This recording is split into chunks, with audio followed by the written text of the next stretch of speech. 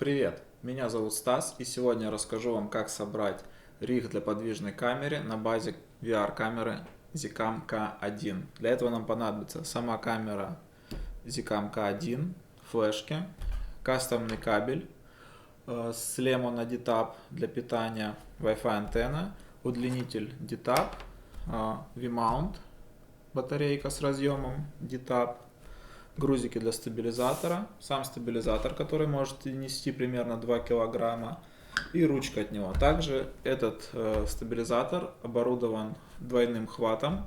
Позже я покажу, как на нем можно разместить свет и какие нюансы есть при съемке с двух рук. Потому что мы снимаем VR, и у нас очень широкое поле зрения. Теперь нам надо подготовить камеру, потому что балансировать камеру необходимо уже в собранном состоянии. Мы установим карты памяти в камеру.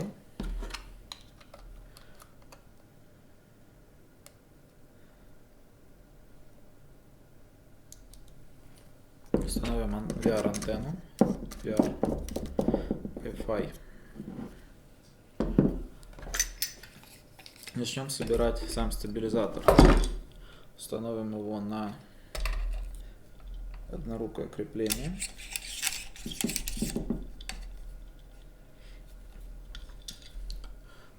Очень важно, чтобы одна из осей располагалась справа, потому что разъем питания на камере у нас находится справа, и за эту ось мы будем при помощи стяжек цеплять кабель питания, чтобы он нам не мешался.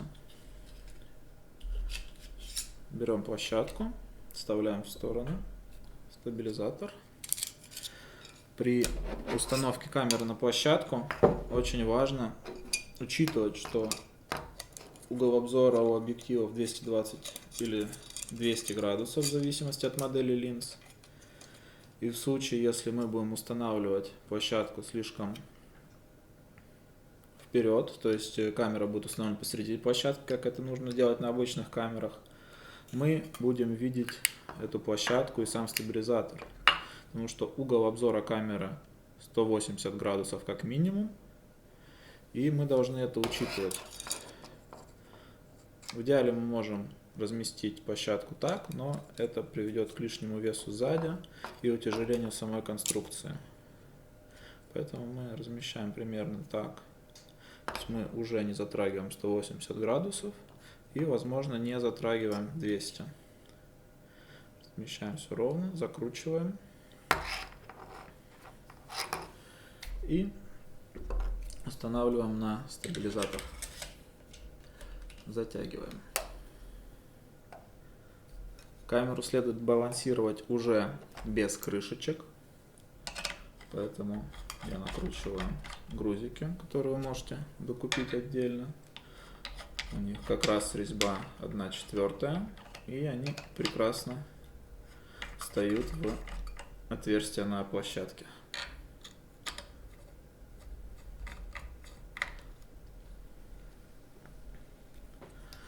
Вы можете найти инструкцию по балансировке конкретно своего стабилизатора,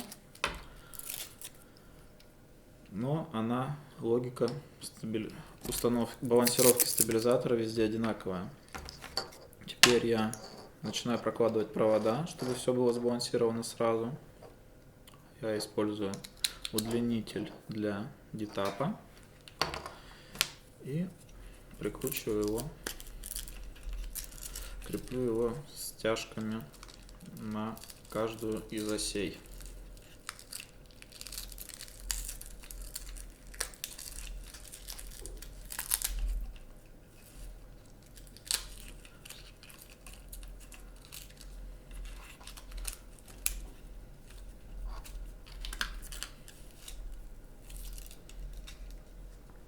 Проверяем, чтобы ничего не мешало.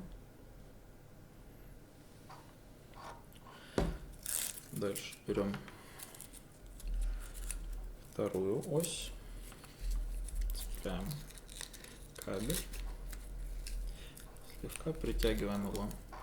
Теперь проверяем, чтобы тут тоже ничего не мешало и ничего не цеплялось, чтобы был свободный ход. Теперь мы приступаем непосредственно к самой балансировке камеры. она у нас наклоняется вперед, поэтому смещаем назад. Очень важно обратить внимание, что у нас есть кабель питания, именно поэтому мы начали собирать уже готовую камеру, и он упирается, то есть у нас максимум по отодвиганию назад камеры ограничен кабелем. Это с одной стороны и плюс, и минус. Плюс в том, что камера не будет видеть моторчик, потому что она выдвинута изначально слегка вперед. Да, такого количества грузиков как раз оптимально хватает, чтобы камера была уравновешена по этой оси. Теперь проверяем другую ось. Камера клюет вниз. Нужно ее чуть-чуть пододвинуть. Да. Похоже, что да. Она отбалансировалась. Теперь вторая ось.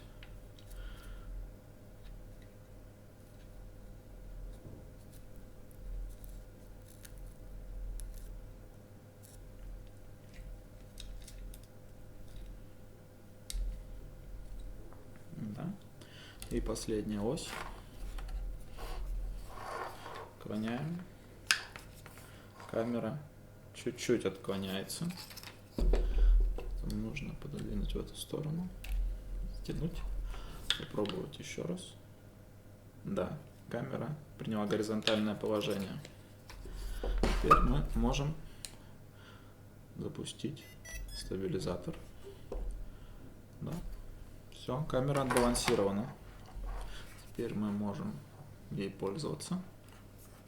При выборе режима стабилизатора обязательно, чтобы был сохранен горизонтальный наклон, чтобы она не наклонялась.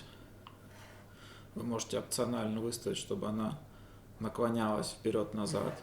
Вот так вот. Это уже по желанию. В зависимости от ваших задач. Я рекомендую использовать режим с горизонтальной блокировкой. Это обязательно. Что касается питания. Как я уже говорил, мы будем использовать V-mount. Если у вас есть переходник для ZCAM K1 под NPF батарейки, он крепится за отверстие вверху камеры и располагается батарейка сзади. Вы можете просто отбалансировать камеру с этой батарейкой и не прибегать к грузикам. Или прибегать, если камера будет заходить слишком внутрь стабилизатора и будет видно моторчики. Вот, мы же будем использовать батарейку V-mount большой емкости, очень удобно. И это позволит нам слегка разгрузить сам стабилизатор. Мы просто вставляем детап в разъем. И батарейку мы кладем в карман или на поясную сумку, что очень удобно. Теперь про аксессуары. Так как это у нас подвижная камера, мы будем снимать при помощи телефона. Подключаемся по Wi-Fi к телефону и при помощи Magic Arm и крепления для телефона устанавливаем в отверстие.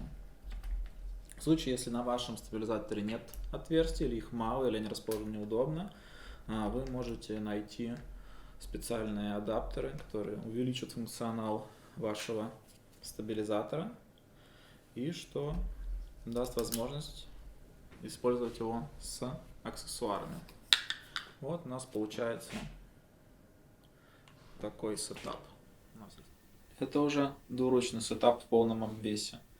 Батарейку мы размещаем на себе, карман или сумка. И двуручный клад, телефон и непосредственно свет. Мы включаем свет. Свет работает от NPF батареек. Вот. Что касается нюансов работы с двуручным хватом, нам следует следить за тем, чтобы ручки не попадали в поле зрения камеры. Это очень удобный хват, но вам следует быть очень внимательным при движениях. Движения должны быть плавные и медленные. Никакие резкие повороты не допускаются. Свет располагается на боковых резьбах через Magic Arm. И работает и показывает из себя уже достаточно долго с практической точки зрения. Оп. На этом все. Пока.